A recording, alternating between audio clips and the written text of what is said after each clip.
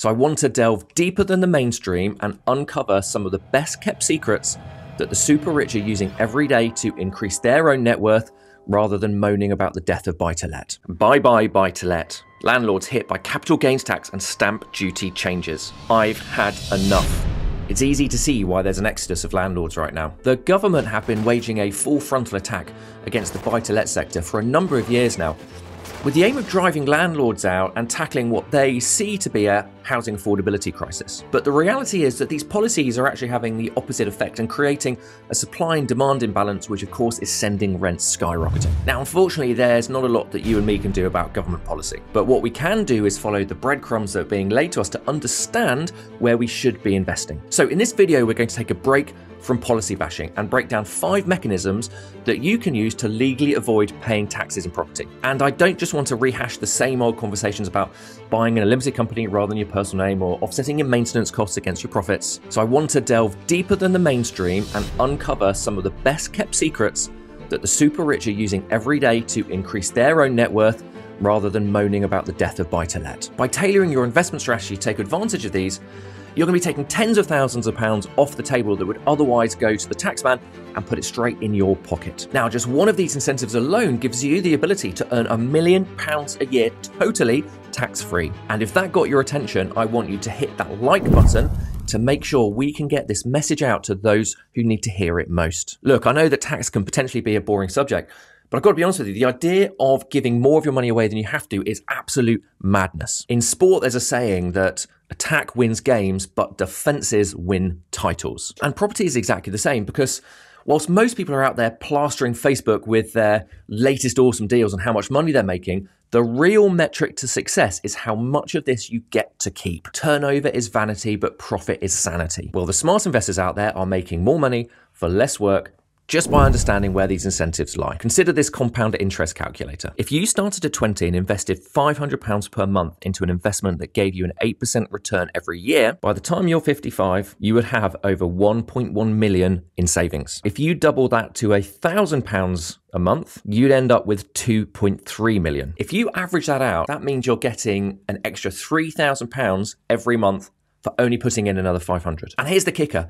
To double your savings, you do not need to double your income. We all have fixed costs like your rent, mortgage, food, utility costs, and we can only save what's left at the end of that. So to save that extra £500 a month, all you need to do is bring in an extra 500 without increasing your costs. So you could either hustle to go and earn that extra cash, or you could just play better defense and restructure your business to pay less tax for the same amount of effort. And to do this amid the era of ever-increasing taxes, we need to follow those breadcrumbs that I keep talking about. And when we do, it takes us to LA in 2019. Or at least this was the dystopian vision of what it could look like back in 1982 when one of my all-time favorite films, Blade Runner, came out. In this vision of our future, the world is overpopulated, polluted, and generally just a pretty unpleasant place to be living. And let's face it, this is not the vision or the reality that many of us want to age into. And I think you'll agree with me that our environment is a pretty important factor to enable us to thrive. And the good news is the powers that be agree with us on this, because a lot of the incentives that are available are about improving the environment, bringing back or creating additional dwellings, or investing into property. And this is an important thing to be talking about, because right now the UK is failing to hit our target of 300,000 new dwellings every year by a country mile. So let's start with tax break number 1. Land remediation relief, which is the superhero that saves contaminated land and transforms it back into a pristine paradise, or at least incentivizes us to regenerate brownfield and contaminated sites. Now look, this is actually a really generous relief, and it does vary slightly case to case, but simplistically, you're going to be able to claim back 150% relief on qualifying costs. And I'm not suggesting that to use this, you're going to have to go and start regenerating your local docklands area. There's plenty of ways you can take advantage of this relief, especially if you're doing commercial conversions or new build sites where you can offset things like asbestos removal and the fees that go with it as qualifying relief. So let's say that you had to spend 10 grand on removing asbestos from a building. Using this relief, you're going to be able to offset 150% of that, or 15 grand, against your profits. Now let's just go simple and say corporation taxes at 20%. That's going to put 3 grand right back in your pocket. And when we've cleaned up the area, we're going to want to start building or converting the project we've got, at which point HMRC are going to give us some really generous VAT concessions. Now, I know it's not a riveting read, but in the description, I'm going to link to VAT Notice 708, which will run you through all the situations you can reduce rate your VAT. Now, this can be the difference between success and failure of your project. Here's some of the mechanisms that I've used before. Firstly, if you're renovating any residential building that's been empty for more than 2 years, you're able to reduce rate the VAT to 5% on qualifying expenditure. I did this when I renovated this building, as well as also qualifying for about £40,000 worth of empty homes grants. Now, if you want to keep up to date with all of the grants and incentives that are available to you as a property investor and developer, please subscribe to the channel now so you don't miss out on future videos where I run you through those. Now, the second VAT break you can use is if you are converting commercial property into residential. And again, you can reduce rate that VAT to 5%. Now, on this property, we spent just over £500,000 of qualifying expenditure, including the VAT at 5%.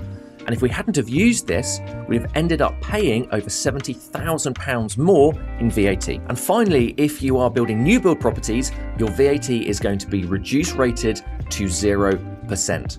Look, it doesn't take a lot of new build properties until you're saving hundreds of thousands of pounds on your VAT. Now, talking about building things, our third tax break is called Structures and Buildings Allowance. Now, this one does have some more strings attached and is only available for non-residential buildings. Now, this break is for construction or the renovation of commercial buildings and is calculated at a flat rate of 3% a year for 33 1/3 years. So let's say you built a commercial building that's cost you £1 million.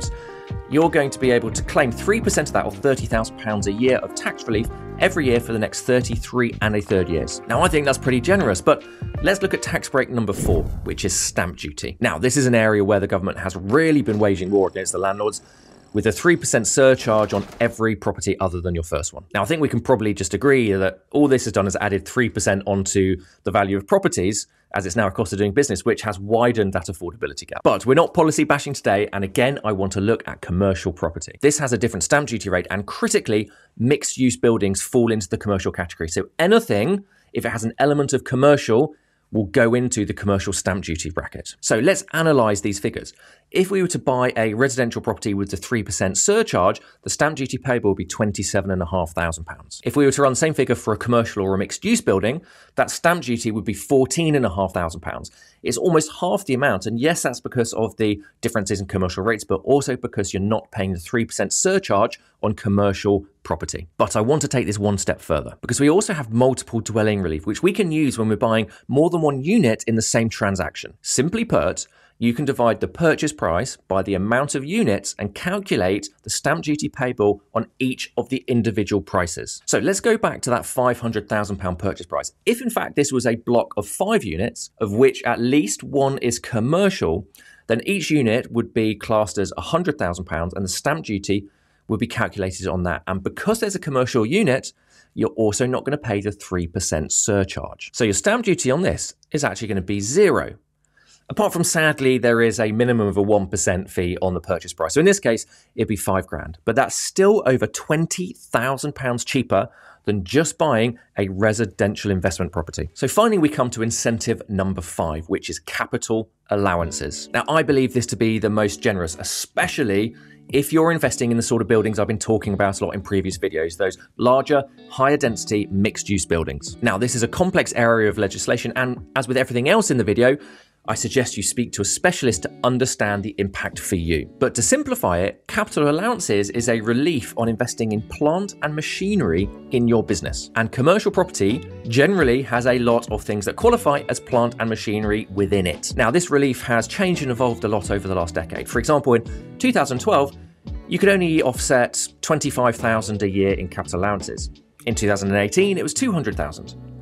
But as of 2019, and this has now been set in stone going forward, you are able to claim £1 million every year in capital allowances. What this means is you can potentially earn £1 million tax-free every single year if you take advantage of this relief. So as always, I want you to follow those breadcrumbs and tailor your own strategy to be able to accelerate the growth of your own property business. Look, I would always rather save another 50 grand of post-tax income rather than have to go out and generate 150 grand of pre-tax income. And if you are looking to generate more for less, I want you to watch this video now, which is going to show you how you can retire off just one property deal.